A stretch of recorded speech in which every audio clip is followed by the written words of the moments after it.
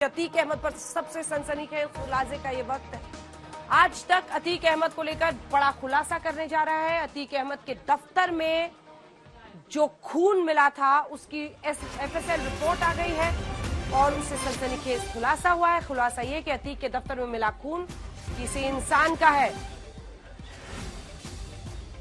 अतीक के दफ्तर में खून मिलने का मामला, जिसमें अतीक के दफ्तर में इंसानी खून मिला है, ये एफएसएल रिपोर्ट के जरिए सामने आया है। शाइस्ता फरार है और अतीक के दफ्तर में इंसानी खून मिलने के बाद से कई सवाल खड़े हो रहे हैं। सवाल यही कि खून किसका है। एफएसएल रिपोर्ट आने के बाद पुलिस कुछ लोगों से पूछताछ भी कर रही है।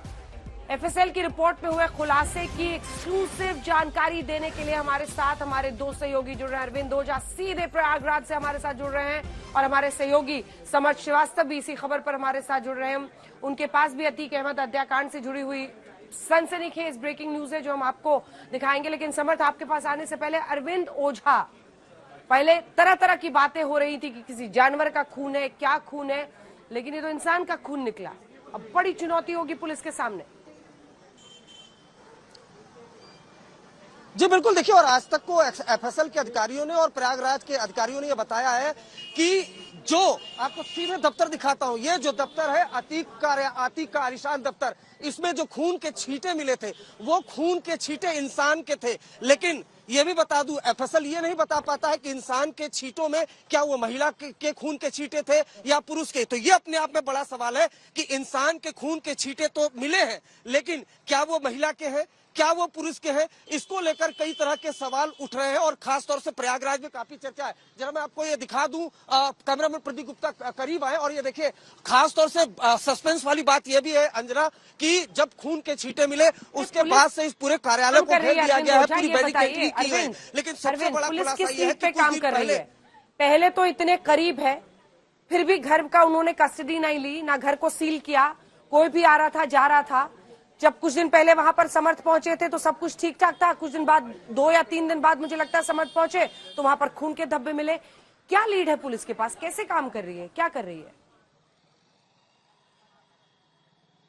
नहीं, देखिए, फिलहाल कोई लीड नहीं है। अलग अलग प्रयागराज पुलिस दावे कर रही है कि कुछ ऑटो चालक बैठते थे, कुछ दूसरे लोग बैठते थे, लेकिन किसी की हिम्मत नहीं होती। अंजना, मैं बताऊं, ये जो अतीक का कार्यालय है इसके आसपास भटकने की किसी की हिम्मत नहीं होती है। कोई खुलकर ये तक नहीं बोल पाता कि ये जो कार्यालय है वो अतीक का है। तो फिलहाल पुलिस के पास किसी तरह की कोई लीड नहीं है।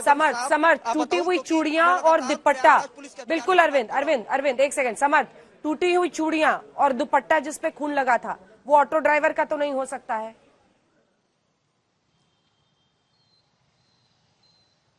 बिल्कुल अंजना, मेरे इर्द गिर्द इस वक्त जो आप बैरिकेड्स देख रही हैं, अगर शायद उस दिन ये बैरिकेड्स लग गए होते तो ना वो चाकू मिला होता, ना वो खून मिला होता, और पुलिस की चौकसी अगर होती तो ना ही जिस तरह की अप्रिय घटना हुई है वो हुई होती। लेकिन जो सवाल आपने किया है, जिस तरह से वहां पर आज तक ग्राउंड पर पहुंचा था और चीजें सामने आई थी, टूटी हुई चूड़ियां, एक पर्स और एक सफेद रंग का दुपट्टा जो खून से लथपथ था, ये जो तस्वीर है जो कैमरामैन नीरज दिखाएंगे, इसी जगह पर चाकू मिला था, इस गेट के ठीक आगे। अब जिस गेट को काले रंग के पूरी तरीके से उड़का दिया गया है, बंद कर दिया गया है, इसके ऊपर भी एक बैरिकेड को चढ़ा दिया गया है। उस दिन ये बैरिकेड भी नहीं चढ़ा था और ये गेट भी नहीं बंद था। कुछ अगर था तो खून के धब्बे, फिर चाहे वो सीढ़ियां हो, चाहे वो छत का एरिया हो, चाहे वो कमरे हो, चाहे वो किचन हो, वहां पर भी सामान बिखरा है। ऐसा लग रहा था जैसे कि कोई कुछ वहां करने आया है, कुछ ढूंढने आया है। अलमारी में जो मतदाता सूची के पेपर थे उन तक भी खून के निशान थे। ऐसा प्रतीत हो रहा था कि कोई कुछ ढूंढने आया है, या तो उसे मिला है या उसे नहीं मिला है। तो सवाल सबसे बड़ा ये है, एफएसएल रिपोर्ट में भी अब साफ हो गया है कि अब इंसान का खून है, तो अब पुलिस जांच किस चीज पर करेगी? पुलिस को यह समझना पड़ेगा साबिर अभी भी फरार है, गुड्डू मुस्लिम फरार है, और सबसे बड़ी भूमिका जिसकी है शाइस्ता अभी भी फरार है।